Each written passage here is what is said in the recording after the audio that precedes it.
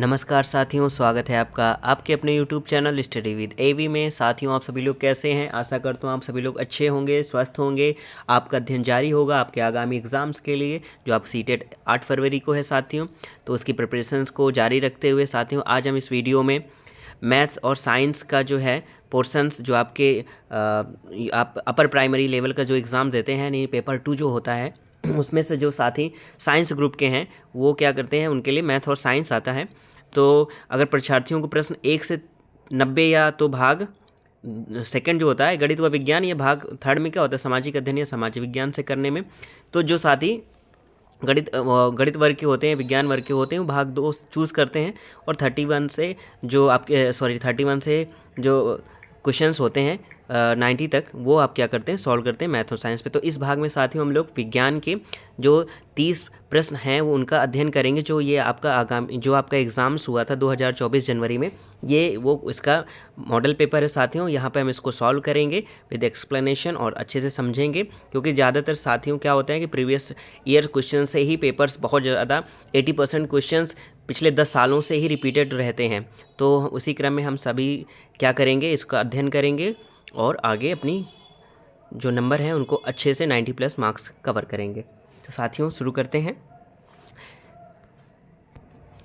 तो यहाँ से 61 से आपकी साइंस स्टार्ट होती है, यानी निम्नलिखित प्रश्नों के उत्तर देने के लिए सही सबसे उपयुक्त विकल्प चुनिए, ये आपको बताना है। तो 61 क्वेश्चंस है।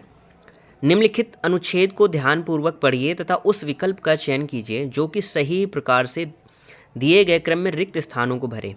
यानी ध्वनि कंपन द्वारा उत्पन्न होती है तथा भिन्न भिन्न वाद्य यंत्रों के विशिष्ट कंपमान भाग होते हैं। यक्ष में ध्वनि तानित तारों द्वारा उत्पन्न होती है, वाई में तानित झिल्ली है जो कंपन करती है, तथा जेड में ध्वनि उत्पन्न करने वाला कंपमान भाग वायु स्तंभ कॉलम है।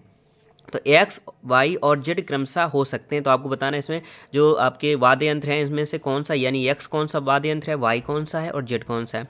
तो साथियों इसमें एक्स में क्या कहा है उसने कि ध्वनि तानित, यानी कि ध्वनि जो है वो तानित तारों के द्वारा होती है। तो यानी कि ताने हुए तार किस में होते हैं, तो इसमें ऑप्शन में पहले हम देखेंगे कि किस में होते हैं। तो आपके साथियों सितार में भी होते हैं और गिटार में भी होते हैं, और तो कोई ऑप्शन है नहीं इसमें, ठीक है। वायलिन भी होता है। तो इसमें से तो एक यक्ष ये भी हो सकते हैं, यानी तीनों आप लिखते जाएंगे, सितार और आपका गिटार और वायलिन, ये हो गया। और एक तारा भी जो होता है उसमें भी होता है आपका तानित तार होते हैं। अब देखते हैं वायु में क्या है, यानी वायु में तानित झिल्ली है जो कंपन करती है, यानी जो वायु है उसमें क्या तानित जो झिल्ली है वो कंपन करती है। तो कंपन यानी कौन करता है, ढोलक में करता है और तबला में करता है। तो यानी कि जो तीनों एक साथ ऑप्शन मिले उसी को हमें चूज़ करना है साथियों। तो आपका क्या हो गया, तबला हो गया, ढोलक हो गया, और ये हो सकता है वाई के ऑप्शन। जेड में क्या है, जेड में ध्वनि उत्पन्न करने वाला कंपमान भाग वायु स्तंभ कॉलम है, यानी कि वो क्या है, वायु स्तंभ कॉलम है, यानी कि एक पाइप के जैसे हैं, यानी उसमें पाइप जैसा है। तो यानी कि इसमें क्या क्या हो सकते हैं पाइप के जैसे, तो आपका मुख्य आर्गन हो सकता है, शहनाई हो सकती है, पियानो हो सकता है, पियानो सॉरी ये तो बजाने वाला होता है, पियानो तो नहीं होगा। तो यहाँ पे शहनाई और मुख्य आर्गन हो गए। तो देखिए साथियों, यानी कि ये सभी ऑप्शन किस में एक साथ मिल रहे हैं, यानी एक्स यानी गिटार, वाई यानी हमारा तबला हो सकता है, जेड शहनाई या आपका मुख्य आर्गन हो सकता है। तो यहाँ पे तीसरे में मिल रहे हैं साथियों। तो आपका ऑप्शन थर्ड जो हो जाएगा वो राइट आंसर हो जाएगा। Option third is the right answer, ये हो जाएगा आपका सही जवाब। Option third is the right answer, यानी गिटार, तबला, शहनाई, ये हो जाएंगे आपके सही जवाब। अगले प्रश्न पर बढ़ते हैं। प्रश्न नंबर 62। निम्नलिखित में से पादप पौधे सूक्ष्म पोषकों के समुच्चय लघु मात्राओं में पादपों द्वारा आपेक्षिक पोषक की पहचान कीजिए। यानी ये आपको पादप दे रखे हैं, उसमें सूक्ष्म पोषक के समुच्चय हैं की पहचान करनी है, क्या क्या, यानी कि जो सूक्ष्म पौधे होते हैं क्या क्या अपने साथ अवशोषित करते हैं। तो आपको बताना है पहला ऑप्शन पोटेशियम, मैग्नीशियम, तांबा, सेकंड ऑप्शन तांबा, phosphorus, calcium, third option sulphur, aluminium, chlorine, option 4 zinc यानी जस्ता, लौह और मैग्नीज। तो साथियों यानी जो पौधे जो सूक्ष्म पोषक के समुच्चय हैं उसकी आप पहचान करना, यानी पौधे की तो क्या क्या ज़रूरत होती है। तो जिंक, आप देखा होगा खाद के साथ जिंक मिला के डालते हैं, और उसके लिए लौह और मैग्नीज़ भी ज़रूरत होती है। आप अगर कभी खाद की बोरी में देखिएगा तो उसमें ये सारी चीज़ें लिखी रहती है किसकी क्या मात्रा है। तो ये सभी किस में मिला, यानी जिंक, लौह, मैग्नीज़। तो ऑप्शन 4 इसका सही जवाब हो जाएगा। Option 4 is the right answer. Option 4 right answer हो जाएगा। Next question, question number 63। अभी आपका कथन और कारण क्या है, तर्क यानी कि रीज़न। तो आपको पढ़ना है, निम्नलिखित कथनों को ध्यानपूर्वक पढ़िए तथा सही विकल्प का चयन कीजिए। अभी कथन ए है, रात्रि आकाश में तारे पूर्व से पश्चिम की ओर गति करते प्रतीत होते हैं। रीजन क्या है, पृथ्वी पश्चिम से पूर्व दिशा में घूर्णन करती है। तो आपको बताना है, पहला ऑप्शन ए और आर दोनों सही है तथा आर ए की सही व्याख्या करता है। ऑप्शन सेकंड, ए और आर दोनों सही है परंतु आर ए की सही व्याख्या नहीं करता। ऑप्शन थर्ड, ए सही है परंतु आर गलत है। ऑप्शन 4 ए सही, ए और आर दोनों गलत हैं। तो आपको इसमें बताना है कि क्या है। तो साथियों क्या हो जाएगा, यानी कि रात्रि आकाश में तारे जो होते हैं वो पूर्व से पश्चिम की ओर गति करते हुए प्रतीत होते हैं, बिल्कुल प्रतीत होते हैं। और जो पृथ्वी पश्चिम से पूर्व दिशा में घूर्णन करती है, यस बिल्कुल। आपकी जो पृथ्वी जो रोटेट करती है वो कैसे करती है, वेस्ट टू ईस्ट करती है, आपको पता है। तो यानी कि दोनों चीज़ें सही होंगी आपके। तो यानी ए और आर दोनों सही हैं और तथा आर ए की सही व्याख्या करता है। इस वजह से हमें जो तारे हैं वो रात्रि में कैसे पूर्व से पश्चिम की ओर गति करते हुए प्रतीत करते हैं। तो आपका ऑप्शन ए क्या हो जाएगा, राइट आंसर हो जाएगा। Option A is the right answer, यानी पहला जो होगा वो आपका सही जवाब हो जाएगा। तो साथियों आपको वीडियो कैसा लग रहा है जरूर बताइए कमेंट बॉक्स में। अब आपकी बहुत सारे साथियों की डिमांड थी सर प्रैक्टिस सेट कराई, क्योंकि प्रैक्टिस सेट से बहुत सारे क्वेश्चंस आते हैं और एक हमें पैटर्न भी पता चल जाता है कि एग्जाम से किस तरह के क्वेश्चंस पता चलते हैं। क्योंकि बुक्स में तो बहुत सारी चीज़ें आप साथियों पढ़ते हैं, क्योंकि बुक्स वाले को तो क्या अपना बुक्स बेचनी है तो कुछ भी है। लेकिन एग्ज़ाम्स अगर हमें सैम्पल पेपर जो एग्ज़ाम्स में क्वेश्चन आए हुए मॉडल पेपर उसके अंतर्गत तैयारी करते हैं तो हमें पता रहे कि हमें क्या पढ़ना है क्या नहीं पढ़ना। तो उसी हिसाब से हमें पिछले जो ईयर के क्वेश्चंस पेपर हैं उनको भी सॉल्व करते रहना है, उनकी भी प्रैक्टिस करते रहना है। तो आप चाहें तो इसे जब भी आप ट्रैवल कर रहे हो, उठते बैठते, खाना खाते, जॉगिंग करते, आप ईयरफोन लगा के कैसे भी आप सुन सकते हैं, देख सकते हैं, जो भी आपके 15-20 मिनट का टाइम हो। तो आपको वीडियो अगर अच्छा लगे साथियों लाइक कर दीजिएगा और अभी तक आपने चैनल को सब्सक्राइब नहीं किया तो सब्सक्राइब कर लीजिएगा। मेरा प्रयास है कि आपको 100% आपको सीटेट एग्ज़ाम जो है वो क्वालिफाई कराना किसी भी हाल में। तो आपको मेरे साथ आपको सहयोग देना होगा साथियों, और मैं भी आपको पूरा सपोर्ट करूंगा आपके एग्जाम्स को क्वालिफाई करने के लिए, 90+ मार्क्स लाने के लिए। तो साथियों बढ़ते हैं अगले प्रश्न पर, क्वेश्चन नंबर 64। निम्नलिखित में से कौन से कथन लोहे में जंग लगने के संबंध में सही हैं। ऑप्शन ए, यह लौह लोहे और ऑक्सीजन के बीच रासायनिक अभिक्रिया को शामिल करता है। ऑप्शन नहीं है साथियों, ये मतलब यहाँ पे आपको कई सारे वाक्य दे रखे हैं, इसमें से कौन सा सही है ये आपको बताना है। ऑप्शन बी, यह एक ऊष्माक्षेपी अभिक्रिया। सी, यह सामान्य ताप यानी कोष्ठ ताप पर हो सकता है। और डी, यह उत्क्रमणीय अभिक्रिया है। यानी आपको बताना है, यानी कि लोहे में जंग लगने के संबंध में आपको सही कथन है यहाँ पे पहचानना कि क्या क्या हो सकते हैं। तो किस किस वजह से आप में लोहे में क्या लगता है, जंग लगता है, तो आपको बताना है। तो यानी कि यह लौह में क्या होता है, जब ऑक्सीजन के बीच रासायनिक क्रिया होती है तो उसकी वजह से होता है, बिल्कुल सही। यह एक ऊष्माक्षेपी अभिक्रिया है, यस, क्योंकि एक्सोथर्मिक रिएक्शन की वजह से ये क्या होता है, क्षरण होता रहता है। तो यानी आपका क्या ऊष्माक्षेपी अभिक्रिया है। और क्या है, यानी यह एक सामान्य ताप कोष्ठ ताप पर हो सकता है। यानी क्या, इसके लिए एक टेम्परेचर चाहिए होता है कि इस टेम्परेचर पे यानी नमी है या इसकी वजह से उसमें धीरे धीरे क्या होता है, नमी में ही क्या उसमें जंग लगना प्रारंभ होता है। यह उत्क्रमणीय अभिक्रिया नहीं, उत्क्रमणीय नहीं, यानी अगर जंग लग गया है साथियों और वो उसका लोहे का पूरी तरह से क्षरण हो सकता है तो क्या उसको दोबारा आप लोहा प्राप्त कर सकते हैं, नहीं प्राप्त कर सकते। तो यानी यह उत्क्रमणीय अभिक्रिया नहीं। तो इसमें कौन सा ए, बी, सी सही होंगे और चौथा नहीं सही होगा। तो इसमें कौन सा ऑप्शन होगा आपका, जो चौथा ऑप्शन है, यानी इसमें सभी दिए रखे हैं, यानी ए, बी, सी, यानी कि आपका option 4 is the right answer हो जाएगा ये। नेक्स्ट क्वेश्चन पर आते हैं, क्वेश्चन नंबर 65। मेरे इंग्लिश मीडियम के भी साथी आप अपना क्वेश्चन साथियों पढ़ते जाए, क्योंकि ऐसे वीडियो लंबा हो जाता है, इसलिए मैं इंग्लिश और हिंदी दोनों नहीं पढ़ सकता एक साथ। तो मेरा प्रयास है कि जो मेरे इंग्लिश मीडियम के साथी हैं वो भी आप अपना क्वेश्चन रीड करते जाइए और बाकी मैं हिंदी से एक्सप्लेन भी करता जाऊँगा, तो आप उसे समझते जाइएगा। तो कॉलम ए में दिए गए पदार्थों का कॉलम बी में दिए गए उनके रासायनिक नामों के साथ सुमेलित कीजिए। आपको यानी फिर सुमेलित करना है। ऑप्शन ए क्या मतलब, बुझा चूना, यानी बुझा चूना को क्या कहते हैं साथियों। और बी, सादा नमक। सी, चूना पत्थर। और डी, कास्टिक सोडा। ई, बिना बुझा चूना। और एफ, बेकिंग सोडा खाना। तो इसमें से आपको पहचानना है कि इसमें से कौन सही मिलान है। तो बुझा चूना को साथियों क्या कहते हैं हम लोग, कैल्शियम हाइड्रोक्साइड।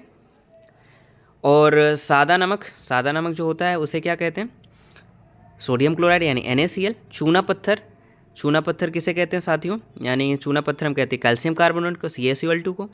और इसके बाद कास्टिक सोडा किसे कहते हैं, यानी सोडियम हाइड्रोक्साइड को कहते हैं, यानी NaOH को कहते हैं। उसके बाद बिना बुझा चूना जो होता है उसको कैल्शियम ऑक्साइड कहते हैं, CaO कहते हैं।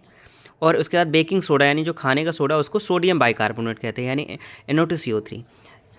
तो यहाँ से क्या हो जाएगा आपका, तो ये सारे किस में मैच कर रहे हैं, तो जो आपका ऑप्शन फर्स्ट है साथियों इसी में देखिए सभी देखिए मैच कर रहे हैं, यानी कि बुझा चूना देखिए कैल्शियम हाइड्रोक्साइड, उसके बाद सादा नमक सोडियम क्लोराइड यानी कि 6 नंबर पे NaCl, उसके बाद चूना पत्थर आपका कहाँ है, यहाँ कैल्शियम कार्बोनेट इसके सामने ही है। कास्टिक सोडा आपका कहाँ पर है, कास्टिक सोडा यानी कि हाँ सोडियम हाइड्रोक्साइड, ये हो गया आपका NaOH। बिना बुझा चुका यानी कैल्शियम ऑक्साइड,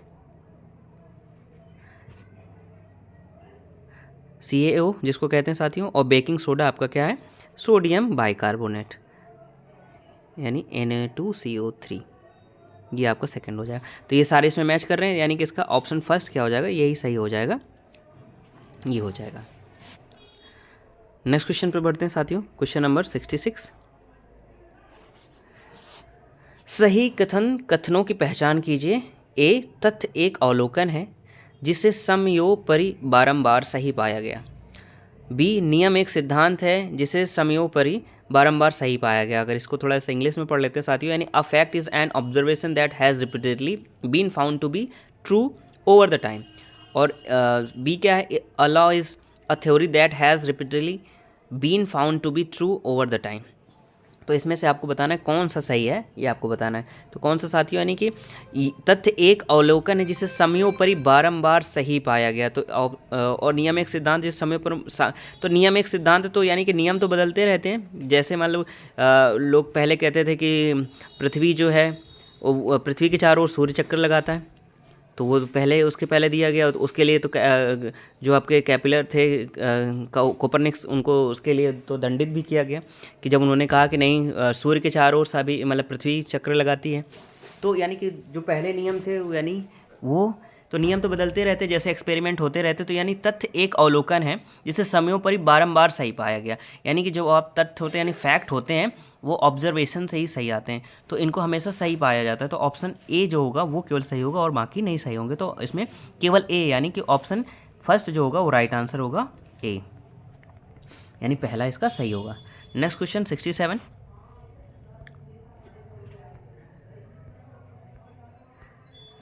निम्नलिखित लेख को पढ़िए। जब ऋणात्मक रूप से आवेशित क्षण रॉड को अनावेशित विद्युतदर्शी के निकट लाया जाता है, ए, विद्युतदर्शी पत्तियां एक दूसरे से और दूर जाएंगी। बी, दोनों विद्युतदर्शी पत्तियां समान आवेश अर्जित करेंगी। सी, ऋणात्मक आवेशों को विद्युतदर्शी पर हस्तांतरित किया जाता है जिसके परिणामस्वरूप इसकी पत्तियां एक दूसरे से और दूर चली जाती हैं। तो उपरोक्त तीनों कथनों के आपको बताना है कि इसमें से कौन सा सही है, ये आपको साथियों बताना है। तो देखिए यानी उसने क्या कहा है, विद्युतदर्शी पत्तियां एक दूसरे से और दूर जाएंगी, तो ये तो एक अवलोकन है, ठीक है। और उसके बाद दोनों विद्युतदर्शी पत्तियां समान आवेश अर्जित करेंगी, और उसके बाद क्या उसने कहा, ऋणात्मक आवेशों को विद्युतदर्शी पर हस्तांतरित किया जाता है जिसके परिणाम स्वरूप इसकी पत्तियां एक दूसरे से और दूर चली जाती हैं। तो ये एक अनुमान है। तो यहाँ पे यही तो पूछा, निम्नलिखित लेख को पढ़िए और जब ऋणात्मक रूप से आवेशित क्षण को अनावेशित विद्युतदर्शी के निकट लाया जाता है तो क्या क्या होता है। तो क्या क्या होता है साथियों, तो इसमें आपका जो पहला ऑप्शन है यानी अवलोकन, ए जो है वो अवलोकन है यानी हमने अवलोकन किया उसका। बी क्या है, यानी दोनों विद्युतदर्शी पत्तियां समान आवेशित अर्जित किया, यह भी हमने देखा। और अनुमान क्या है, ऋणात्मक आवेशों को विद्युतदर्शी पर हस्तांतरित किया जाता है जिसके परिणामस्वरूप इसकी पत्तियां एक दूसरे से दूर चली जाती हैं। तो इसका पहला जो ऑप्शन होगा वो आपका राइट आंसर हो जाएगा। पहला ऑप्शन ए जो हो जाएगा पहला, ये आपको सही हो जाएगा, first is the right answer हो जाएगा। Next question 68। निम्नलिखित में से कौन सी गैसें अम्लीय वर्षा के लिए उत्तरदायी हैं, आपको बताना है कौन कौन सी हैं। ए, नाइट्रोजन, बी, ऑक्सीजन, सी, ओजोन, डी, सल्फर डाइऑक्साइड, ई, नाइट्रिक ऑक्साइड। तो इनमें से कौन कौन सी जो गैसेस हैं जो अम्लीय वर्षा के लिए कारण हैं, किसकी वजह से अम्लीय वर्षा होती है, तो आपको बताना है साथियों। तो सबसे ज़्यादा नाइट्रोजन तो नहीं हो, बिल्कुल नहीं, क्योंकि नाइट्रोजन तो एक अणु है, ऑक्सीजन भी अणु है, ओजोन भी अणु है, लेकिन सल्फर डाइऑक्साइड यानी SO2 और ये जो क्या है, ये खतरनाक गैसेस हैं, ये क्या करती हैं, H2SO4 बनाती हैं। और नाइट्रिक ऑक्साइड ये क्या होती है, यानी ये क्या बनाती है, नाइट्रिक एसिड बनाती है। तो सल्फ्यूरिक एसिड और नाइट्रिक एसिड से ही क्या बनती है, अम्ल वर्षा। तो यानी डी और ई जो होगा वो राइट आंसर हो जाएगा। तो डी और ई किस में साथियों, आपका ऑप्शन नंबर 4 में है। तो option number 4 is the right answer हो जाएगा, यानी 4 जो होगा वो सही जवाब हो जाएगा। यानी सल्फर डाइऑक्साइड और नाइट्रिक ऑक्साइड ही अम्लीय वर्षा के लिए जिम्मेदार गैसेस हैं। Next question, question number 69। निम्नलिखित में से कौन सा परिकल्पना करने के कौशल का निर्देशक नहीं है? ऑप्शन पहला, खोजबीन तक ले जाने वाले प्रश्न बनाना। ऑप्शन सेकंड, कुछ सिद्धांतों के विषय में अवलोकनों अथवा संबंधों की व्याख्या करने का प्रयास करना। ऑप्शन थर्ड, सूचना एकत्र करने के लिए ज्ञानेंद्रियों का उपयोग करना। ऑप्शन फोर, किसी प्रयोग के लिए चरों की पहचान करना। तो निम्नलिखित में से कौन सा परिकल्पना करने के कौशल का निर्देशक नहीं है साथियों, यहाँ पे पूछा है। तो ध्यान से पढ़ना, जो बाई चांस आप जल्दबाजी में हैं वाले कर दें, क्योंकि ज़्यादातर लोग ये नहीं पढ़ते हैं तो गलती हो जाती है वहाँ पे। तो हमें ये बिल्कुल क्वेश्चन है, बहुत ध्यान से पढ़ना है। तो यानी खोजबीन तक ले जाने वाले प्रश्न बनाना, ये तो बिल्कुल सही है। कुछ सिद्धांत यानी परिकल्पना के लिए, तो कुछ सिद्धांतों के विषय में अवलोकनों तथा संबंधों की व्याख्या करने का प्रयास करना, ये भी ठीक है। सूचना एकत्र करने के लिए ज्ञानेंद्रियों का उपयोग करना, तो इसमें से परिकल्पना के लिए कहा है, यानी कि हमें क्या करना है कि हाइपोथेसिसिंग करनी है, स्किल करना, तो ये नहीं होगा क्योंकि ये ज्ञानेंद्रिय है यहाँ से हमारा। और किसी प्रयोग के लिए चरों की पहचान करना, तो ये होगा। लेकिन जो तीसरा है आपका वो नहीं होगा, यानी सूचना एकत्र करने के लिए ज्ञानेंद्रियों का उपयोग करना, is using the senses to gather information, यानी ये इसका ये नहीं होगा। तो ऑप्शन थर्ड क्या हो जाएगा, इसका सही जवाब हो जाएगा। Next question 70। निम्नलिखित में से सही कथनों की पहचान कीजिए। ए, सामान्यतः अधातु जल के साथ अभिक्रिया नहीं करते। बी, सामान्यतः अधातु अम्लों के साथ अभिक्रिया नहीं करते। यानी इसमें से आपको बताना है कौन सा सही है। पहला ऑप्शन केवल ए, ऑप्शन दूसरा केवल बी, ऑप्शन तीसरा ए और बी, ऑप्शन चौथा ना तो ए ना ही बी। तो आपको इसमें बताना है साथियों इसका सही जवाब क्या होगा। तो इसका सही जवाब होगा साथियों, यानी कि सामान्यतः अधातु जल के साथ अभिक्रिया नहीं करते। बिल्कुल, अधातुएँ जो हैं वो जल के साथ क्रिया नहीं करती, धातुएँ ही करती हैं। सामान्यतः अधातु अम्लों के साथ अभिक्रिया ही नहीं करते, यानी अधातु जो है वो अम्लों के साथ भी अभिक्रिया नहीं करती, यानी तो दोनों सही होंगे। तो ऑप्शन थर्ड क्या हो जाएगा, राइट आंसर हो जाएगा। Option third is the right answer, A और बी दोनों। Next question, question 71। एक गेंद को हवा में ऊपर की ओर फेंका गया, वह अधिकतम ऊंचाई तक पहुंचने के पश्चात फेंकने वाले के पास वापस आ गई। गेंद की ऊपरमुखी और अधोमुखी गति प्रतिचाल के समय निम्नलिखित में से कौन सी राशियों का समान मान होगा, आपको बताना है। ऑप्शन ए, पहला ऑप्शन त्वरण, दूसरा गुरुत्व का बल, ऑप्शन तीसरा विस्थापन, ऑप्शन चौथा गुरुत्व द्वारा किया गया कार्य।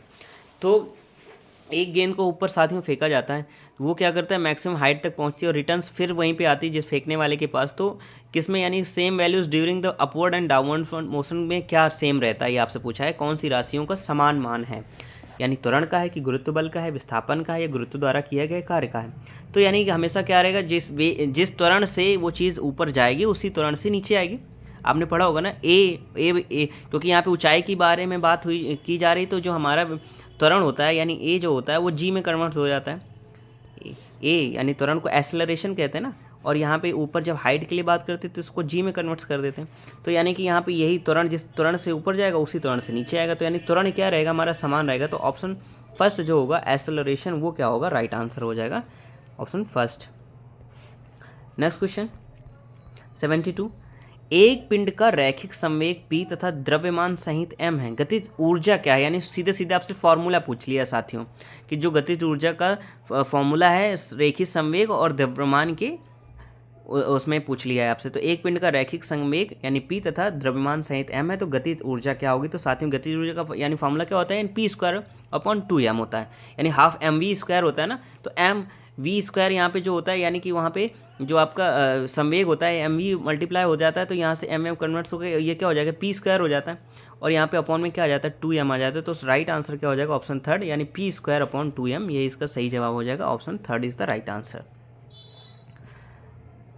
याद रखिएगा साथियों, सीधे डायरेक्ट फॉर्मूला ही है, गतिज ऊर्जा का जो है फॉर्मूला वो द्रव्यमान और संवेग के पदों में, तो यानी क्या होता है, p²/2m। Next question 73। उच्च प्राथमिक स्तर पर रासायनिक अभिक्रिया की अवधारणा से विद्यार्थियों को परिचित कराने के लिए निम्नलिखित में से कौन सी अति उपयुक्त रणनीति है। पहला, संयोजकता, इलेक्ट्रॉन और इलेक्ट्रॉनिक विन्यास की अवधारणा की व्याख्या करना। दूसरा, रासायनिक समीकरणों को प्रतीकात्मक रूप में लिखना तथा विद्यार्थियों को अवलोकन करने के लिए कहना। तीसरा, रासायनिक अभिक्रिया को परिभाषित करना तथा उदाहरण देना। चौथा, उन रासायनिक अभिक्रियाओं पर चर्चा करना जिनका विद्यार्थियों ने उनके जीवन में संभावित रूप से अवलोकन कर रखा है। तो यानी उच्च प्राथमिक में आप अगर रासायनिक अभिक्रिया के उदाहरणों को पढ़ा रहे हैं बच्चों को, तो विद्यार्थियों को परिचित कराने के लिए निम्नलिखित में से कौन सी सबसे उपयुक्त रणनीति है। तो सभी रणनीति साथियों, लेकिन सबसे उपयुक्त के बारे में बात की जा रही है, तो आपको ये भी याद रखना है कि सबसे उपयुक्त क्या होगी, तो ये आपको बताना है। तो इसमें से सबसे उपयुक्त होगी कि संयोजकता, ये तो है तो सभी साथियों, लेकिन सबसे उपयुक्त क्या होगी, उन रासायनिक अभिक्रियाओं पर परिचर्चा करना जिनका विद्यार्थियों ने उनके जीवन में संभावित रूप से अवलोकन कर रखा है। तो जो आपको ऑप्शन 4 होगा वही इसका राइट आंसर हो जाएगा। Option 4 is the right answer हो जाएगा। नेक्स्ट क्वेश्चन 74, निम्नलिखित में से उन जंतुओं का समुच्चय कौन सा है जो सभी बाह्य निषेचन को दर्शाते हैं। पहला ऑप्शन मुर्गी, छिपकली, तितली। दूसरा छिपकली, तितली, मेढक। तीसरा तितली, मेढक, मछली। और चौथा मेढक, मछली, स्टारफिश। तो निम्नलिखित में से उन जंतुओं का समुच्चय कौन सा है जो सभी बाह्य निषेचन को दर्शाते हैं। तो कौन से साथियों, यानी बाह्य निषेचन कौन कौन करता है, यानी मेढक करता है, मछली करती है और स्टारफिश करती है। ठीक है, जो क्या होते हैं आपके, जो एक्सटर्नल फर्टिलाइजेशंस के माध्यम से होते हैं, यानी मेढक, मछली और स्टारफिश। तो ऑप्शन 4 क्या हो जाएगा, आपको राइट आंसर हो जाएगा। Option 4 is the right answer. Next question, question number 75,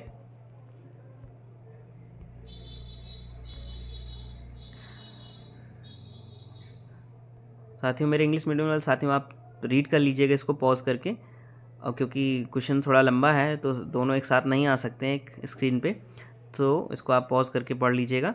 तो यहाँ पे आप आते हैं हिंदी पे। नीचे दी गई परीक्षण सामग्री पर विचार कीजिए तथा निम्नलिखित को सुमेल कीजिए। Column A, column B. बल की इकाई मात्रक, लौह का चिन्ह, हाइड्रोक्लोरिक अम्ल का सूत्र, कार्य की इकाई मात्रक, चांदी का चिन्ह और बैटरी का चिन्ह। तो यह उचित सिद्ध करने के लिए कि सामग्री जैसे तैसे बना दी गई है, जहां निम्नलिखित में से कौन सा कारण नहीं दिया जा सकता है। पहला क्या है, कॉलम ए में किसी प्रविष्टि के लिए कॉलम बी में अधिकतम 2 युक्त प्रविष्टियां हैं। दूसरा, कॉलम ए और बी में असमान प्रविष्टियां हैं। तीसरा, मिलते हुए युग्मों का सरलता से अनुमान लगाया जा सकता है। और चौथा, प्रविष्टियों में के बीच विसंगति है। तो यहाँ पे देखो कितना बहुत लेंदी क्वेश्चंस कर दिया इसने, इसलिए कर दिया घुमाने के लिए। अगर सीधे मैचिंग के लिए देता तो आप लोग मैच कर लेते हैं। ठीक है, कि बल की इकाई न्यूटन होती है, लौह का यानी आप उसको Fe से डिनोट करते हैं। ठीक है साथियों, यानी कि क्या होता है, यानी बल की इकाई क्या होती है आपकी, न्यूटन होती है। बल की क्या होती है आपकी, न्यूटन होती है। लौह का क्या होता है आपका, Fe होता है, फेरस। हाइड्रोक्लोरिक अम्ल का क्या होता है, HCl होता है। और कार्य की इकाई क्या होती है आपकी, जूल होती है। और चांदी का चिन्ह क्या होता है आपका, Ag होता है। और बैटरी का चिन्ह क्या होता है, ये होता है। तो अगर मैच करने के लिए करता तो आप आसानी से करते, लेकिन उसने क्या कह दिया कि यह उचित सिद्ध करने के लिए कि सामग्री जैसे तैसे बना दी गई है, इसका निम्नलिखित में से कौन सा कारण नहीं दिया जा सकता है। तो इसमें से कौन सा कारण नहीं दिया जा सकता साथियों, ये आपको बताना है। तो बताइए इसमें कौन सा कारण नहीं दिया जा सकता। मेरे इंग्लिश मीडियम वाले भी साथी आप सभी लोग देख सकते हैं, तो इसमें से आप इसमें पढ़ सकते हैं।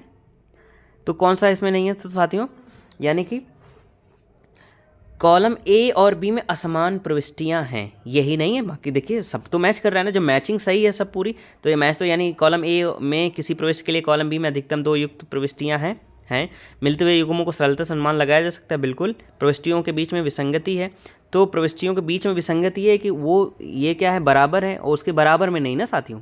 यानी कि ये मेरा कहने का मतलब है कि ये जो पोर्शन है ना, ये पोर्शन ये इसके क्या है, बराबर नहीं दे रहे हैं, तो यानी विसंगति है इसकी। क्या ये विसंगति है, यानी इसके बराबर में नहीं दे रखा, यानी इसके ये पोर्शन जो है, ये पोर्शन बराबर में नहीं दे रखा, ये वाला, तो यानी विसंगति है। तो यानी ये भी सही है, लेकिन कौन सा नहीं है, यानी कि इसने कहा नहीं कौन सा, तो यानी कॉलम ए और बी में असमान प्रविष्टियाँ आई है, असमान तो नहीं है ना, तो यही नहीं होगा। तो ऑप्शन सेकंड क्या होगा, इसका राइट आंसर हो जाएगा। Next question 76, read the following statements. आपको पढ़ना, निम्नलिखित कथनों को पढ़िए और सही विकल्प का चयन कीजिए। आपको पढ़ना है साथियों। अभिकथन क्या है, सूखी हुई किशमिश को जब कुछ समय के लिए सादे जल में छोड़ दिया गया तो वह परासरण के कारण फूल जाती हैं।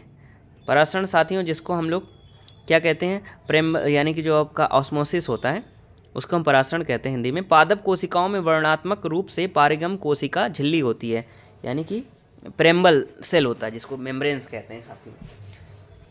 तो आपको बताना है इसमें कौन सा सही है। ए और आर दोनों सही है तथा आर ए की सही व्याख्या है। और उसके बाद आपका क्या कह रहा है, ए और आर दोनों सही हैं परंतु आर ए की सही व्याख्या नहीं है। थर्ड, ए सही है परंतु आर गलत है, और चौथा ए गलत है परंतु आर सही है। तो इसमें आपको बताना है साथियों कौन सा सही होगा।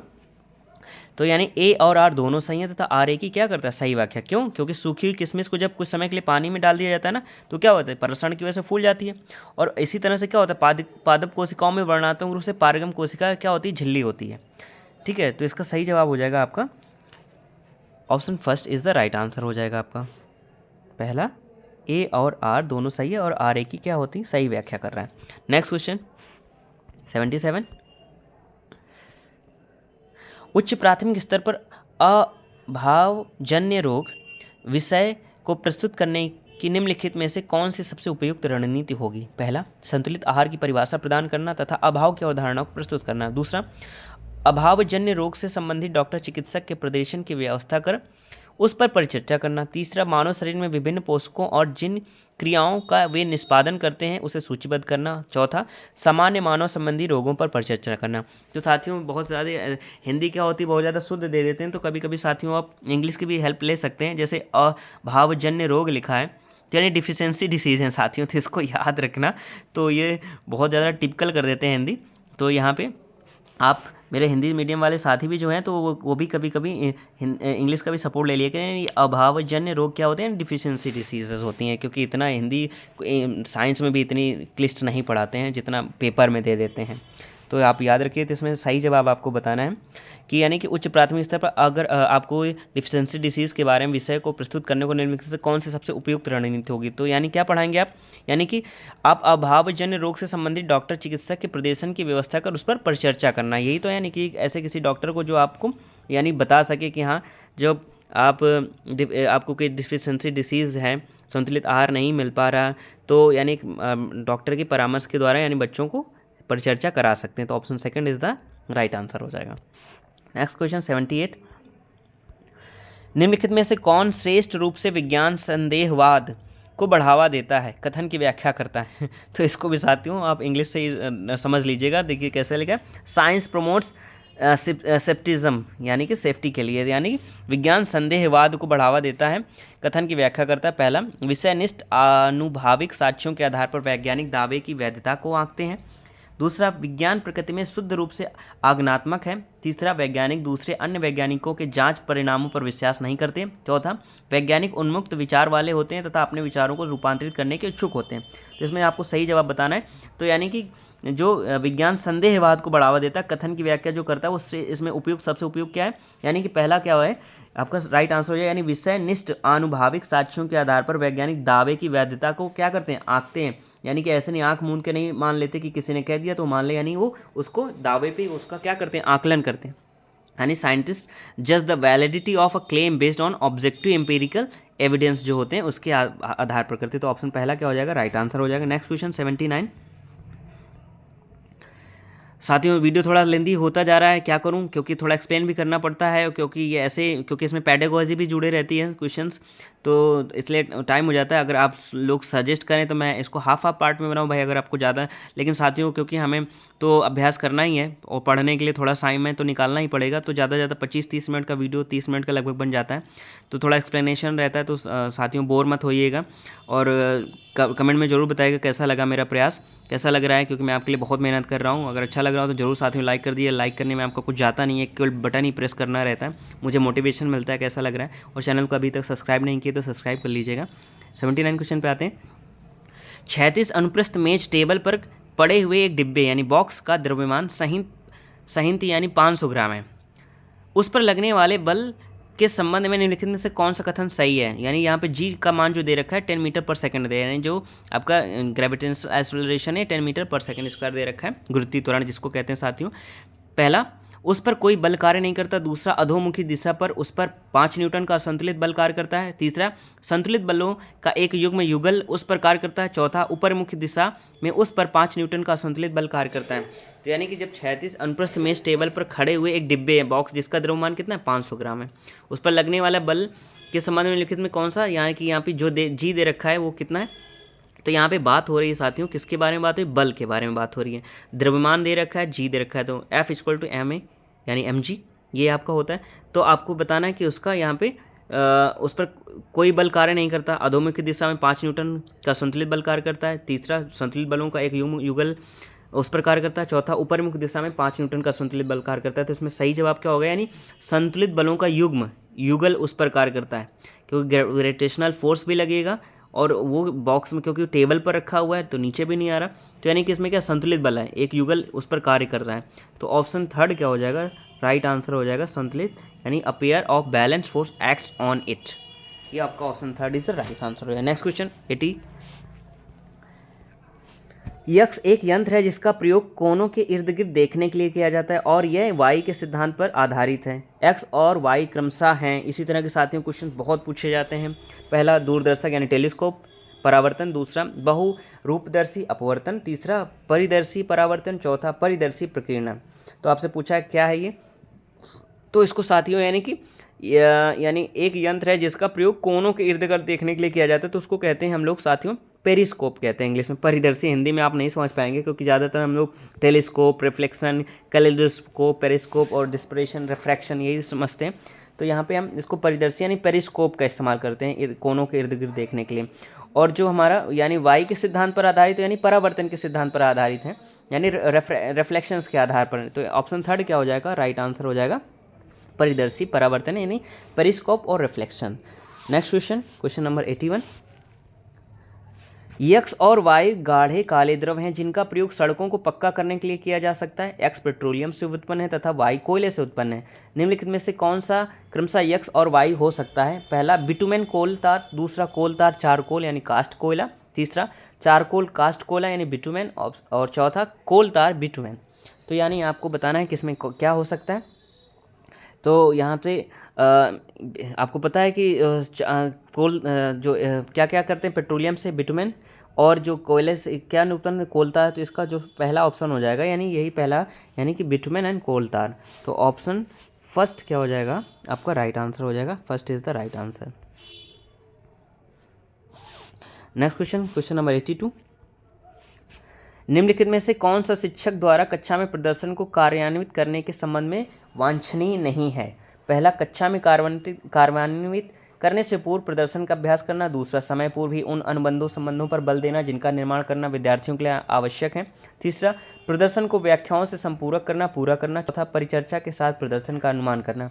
तो बताना निम्नलिखित में से कौन सा शिक्षक द्वारा कक्षा में प्रदर्शन को कार्यान्वित करने के संबंध में वांछनीय नहीं है। साथियों, अगर मेरी थोड़ा स्पीड ज़्यादा लगे तो आप वीडियो को पॉज करके भी आप अपने आंसर रीड कर सकते हैं, मतलब दे सकते हैं। तो इसमें आपको बताना है तो कौन सा सही हो जाएगा। तो समय पूर्व ही उन अनुबंधों संबंधों पर बल देना जिनका निर्माण करना विद्यार्थियों के लिए आवश्यक है। तो ऑप्शन सेकंड क्या हो जाएगा, राइट आंसर हो जाएगा। Option second is the right answer. Next question 83। निम्नलिखित में से कौन सा या कौन से कथन सही हैं, एक से ज़्यादा भी हो सकते हैं, तो एक से ज़्यादा तो क्योंकि ऑप्शन एक ही चूज़ करना है, तो यहाँ भी आपको सबसे उपयुक्त आंसर चूज़ करना है। इसमें कौन सा केस आपको कह दिया यहाँ पे। पहला, खाद की अपेक्षा उर्वरक पोषकों के संबंध में अधिक समृद्ध होते हैं। दूसरा, उर्वरक मृदा की जल धारण क्षमता में वृद्धि करते हैं। तीसरा, उर्वरकों से मृदा को प्रचुर मात्रा में ह्यूमस प्राप्त होती है। और चौथा, उर्वरकों से मृदा में मित्र जीवाणुओं की संख्या में वृद्धि हो जाती है। तो निम्नलिखित में कौन से कथन सही है या सही है ये आपको बताना है। तो आपका साथियों कौन सा सही होगा, यानी खाद की अपेक्षा उर्वरक पोषकों के संबंध में अधिक समृद्ध होते हैं। खाद जो होती है वो केमिकल युक्त होती है, लेकिन जो आपके उर्वरक होते हैं जो आपके केमिकल से नहीं होते, जैविक उर्वरक, ठीक है साथियों। तो खाद की अपेक्षा उर्वरक पोषकों के संबंध में अधिक समृद्ध होते हैं।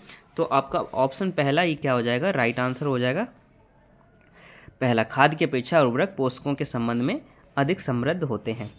Next question, question number 84। उस समुच्चय को ढूंढिए जो कि कॉलम ए में पादपों का उनके द्वारा प्रदर्शित अलैंगिक जनन की विधि के साथ सही प्रकार से सुमेल करता है? कॉलम ए, कॉलम बी गुलाब, कॉलम ए में दे रखे हैं ईस्ट, खमीर, फर्न, प्रणाग और डी स्पाई रो गायरा, और कॉलम बी में मुकुलन, बीजाणु रचना, खंडन, परागण और कायिक प्रबंधन। तो यहाँ पे आपको मैच करना है, इसके सही मिलान क्या होगा साथियों?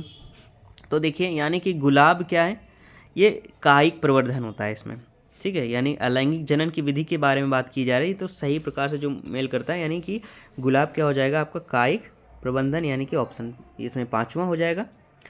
और उसके बाद ईस्ट जो है, ईस्ट खमीर, यानी ये इसमें क्या होता है, यानी बुडिंग जिसको कहते हैं, बुडिंग कहते हैं ना, बहुत सारे पुडिंग आता है ना, पुडिंग से रिलेटेड बुडिंग याद रखिएगा। ये जो खमीर है ये मुकुलन यानी कि बुडिंग कहते हैं इसको। और फर्न यानी कि परागण, यानी फर्न जो है परागण, यानी ये कैसे बीजाणु रचना है, इसमें क्या होता है बीजाणु की रचना होती है, यानी स्पोर फॉर्मेशन जिसको कहते हैं।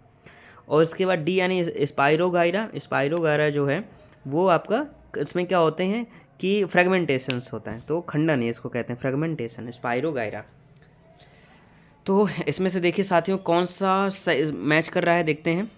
तो इसमें है ए जो ऑप्शन है वो आपका सही मैचिंग है, तो आपका ए ऑप्शन क्या हो जाएगा, राइट आंसर हो जाएगा, यानी ए का 5वां, बी का पहला, सी का दूसरा और डी का तीसरा, तो ये इसका सही जवाब हो जाएगा। बढ़ते हैं अगले प्रश्न पर, प्रश्न नंबर 85। निम्नलिखित में से कौन से पादप रोग व्याधि बीमारी जीवाणु द्वारा होते हैं? पहला गेहूं में घुन लगना, और बी सिट्रस टैंकर जिसको कहते हैं, सी भिंडी की पीत सिरा किरमिर। तो आपको पहला बताना है कि ए और बी सही है, दूसरा केवल बी, और तीसरा बी और सी, और चौथा केवल सी। तो आपको बताना है तो इसमें कौन सा सही जवाब हो जाएगा। तो यानी कि केवल जो सिट्रस टैंकर है, निम्नलिखित में कौन सा पादप रोग व्याधि बीमारी जीवाणु द्वारा होता है, तो उसको सिट्रस टैंकर कहते हैं साथियों। तो ऑप्शन बी जो है वो क्या है आपका, बैक्टीरिया के द्वारा होते हैं, ठीक है, ये आपकी क्या है, सिट्रस जो है बैक्टीरिया के द्वारा होता है। तो ऑप्शन सेकंड इसका ये जो है यानी केवल बी, यानी किस में केवल ऑप्शन सेकंड में है, तो यानी केवल बी। तो ऑप्शन, अब अगले प्रश्न पर आते हैं 86। अधिकतम और न्यूनतम प्रतिरोध के बीच का अंतर जो कि प्रत्येक 1/3 ओम के 3 प्रतिरोधों को जोड़ने के द्वारा प्राप्त की जा सकती है वह है, यानी अधिकतम और न्यूनतम प्रतिरोध के बीच का अंतर जो कि प्रत्येक 1/3 ओम के प्रति 3 प्रतिरोधों को जोड़ने, यानी 3 के प्रतिरोधों के बारे में बात की जा रही साथियों। तो जब 3 प्रतिरोध जोड़ेंगे तो यहाँ पे क्या बनेगा, तो अधिकतम और न्यूनतम प्रतिरोध के बीच का अंतर है 1/3 ओम, तो 3 प्रतिरोधों को जोड़ने के द्वारा प्राप्त की जा सकती है। तो कितनी प्राप्त की जा सकती है, तो आप इसको कैलकुलेट करेंगे तो 1/3 करके ये टोटल आपका 1 हो जाएगा, और उसके बाद टोटल 1 तीनों को मल्टीप्लाई अगर करेंगे तो 1/9 हो जाएगा। और अगर इसको 1 में माइनस करते हैं, 1 - 1.9 करेंगे, सॉरी 1 - 1/9 करेंगे तो ये हो जाएगा 8/9 हो जाएगा। एलसीएम लेके सॉल्व करेंगे तो 8/9 ओम आ जाएगा साथियों। तो इसका सेकंड ऑप्शन क्या होगा, राइट आंसर हो जाएगा 8/9 ओम। Next question 87। एक शिक्षिका अपने कक्षा 6 के विद्यार्थियों को शरीर में गति पाठ पढ़ाते समय निम्नलिखित प्रतिबिंब दिखाती है। क्या क्या दिखाती है? जल यात्रा करती नाव, तैरती मछली और एक उड़ता हवाई जहाज। वह तत्पश्चात विद्यार्थियों को प्रतिबिंबों की आकृति एवं गति के प्रकार को प्रतिबिंबित करने के लिए कहती है। उत्तर देने के लिए विद्यार्थियों द्वारा निम्न में से किनको संभावित रूप से नियोजित किया जाएगा? ए है वर्गीकरण, बी अवलोकन, और सी है अज्ञानात्मक तर्कशीलता, और डी है मापन।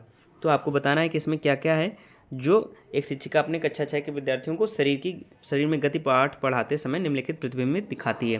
तो क्या क्या दिखाएगी साथियों, यानी कि अवलोकन कराएगी और अज्ञानात्मक तर्कशीलता बनाएगी। मापन और वर्गीकरण तो नहीं, शुरू से ही होने लगेगा। तो पहले क्या करेगी, यानी अवलोकन और अज्ञान, तो ये किसमें है, बी और सी, यानी ऑप्शन सेकंड में बी और सी है, तो ये इसका सही जवाब हो जाएगा। Next question, question number 88। कहा जा सकता है कि निम्नलिखित में से सभी में बीज प्रकीर्णन ने पादपों को लाभ पहुंचाया, सहायता की, यानी सिवाय किसके? पहला अति संकुलता, दूसरा सूर्य के प्रकाश, जल एवं खनिजों के लिए प्रतिस्पर्धा टालने के, तीसरा नए आवासों में अपनी पकड़ बनाने के, और चौथा नई किस्में उत्पन्न करने। तो कहा जा सकता है कि निम्नलिखित में से सभी बीज प्रकीर्णन ने पादपों को लाभ पहुंचाया तो सहायता की, सिवाय किसके? तो यहाँ पे आपको सिवाय यानी अति संकुलता, जिसको ओवर क्राउडिंग कहते हैं। बाकी तो सूर्य के प्रकाश ये तो सब जरूरी है, जल एवं खनिजों के भी ये भी जरूरी है, आवास और पकड़ बनाने के लिए वो भी जरूरी है, नई किस्में उत्पन्न करने के लिए, लेकिन यानी ओवर क्राउडिंग ये क्या है? ये जरूरी नहीं है। तो ऑप्शन फर्स्ट क्या हो जाएगा? राइट आंसर हो जाएगा अति संकुलता यानी over crowding. Next question 89, Newton के गुरुत्वाकर्षण के सिद्धांत को एक उत्कृष्ट सिद्धांत मानने के पीछे निम्नलिखित में से कौन सा सर्वाधिक उपयुक्त कारण है? पहला, यह कम धारणाएं बनाकर बड़ी संख्या में प्रेक्षणों की व्याख्या करता है। दूसरा, इस पर पूर्ण प्रयोग के पश्चात ही पहुंचा गया है।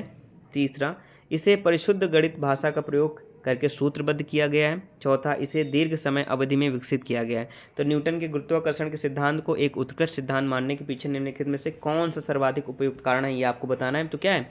यह कम धारणाएं बनाकर बड़ी संख्या में प्रेक्षणों की व्याख्या करता है, यानी कि it explain larger number of observation by making fewer assumption, यानी कि कम ही प्रेक्षणों में अच्छी व्याख्या करता है। तो पहला ही इसका आंसर हो जाएगा, ऑप्शन फर्स्ट इसका राइट आंसर हो जाएगा। साथियों, आज के अंतिम प्रश्न पर आते हैं। वीडियो आपको कैसा लगा जरूर बताइएगा, अच्छा लगा हो लाइक कर दीजिएगा, चैनल को अभी तक सब्सक्राइब नहीं किया सब्सक्राइब कर लीजिएगा। यहाँ पे आपको अगर आप सीटेट की प्रिपरेशंस करते हैं, चैनल में प्लेलिस्ट बनी हुई है, वहाँ पे सारे सब्जेक्ट के साथियों वीडियो पड़े हैं। आप जिस भी सब्जेक्ट की प्रिपरेशंस करना चाहते हैं वहाँ पे आप जाके देख सकते हैं, विजिट कर सकते हैं, आप अपना प्रैक्टिस कर सकते हैं, आप अपना स्कोर चेक कर सकते हैं, आपका स्कोर कितना हो रहा है। आपको हेल्प ही मिलेगी साथियों, ये मेरी गारंटी है। अगर यहाँ से आप डेली प्रैक्टिस करते हैं, 2 वीडियो मैं डेली डालता हूँ सुबह और शाम को, अगर आप प्रैक्टिस करते हैं 100% 90+ मार्क्स आपके कोई नहीं ले सकता आपसे। बस सिवाय ये कि आपको ज़रूर मेहनत करनी पड़ेगी अपनी किताबों से, और प्रैक्टिस यहाँ से करते रहिए, 100% सफलता मिलेगी। आज के अंतिम प्रश्न पर आते हैं। निम्नलिखित कथनों को ध्यानपूर्वक पढ़िए तथा सही विकल्प का चयन कीजिए। S1, रेयान एक संश्लिष्ट तंतु है। S2, रेयान को बिना किसी प्राकृतिक कच्चे माल के प्रयोग के बनाया जाता है।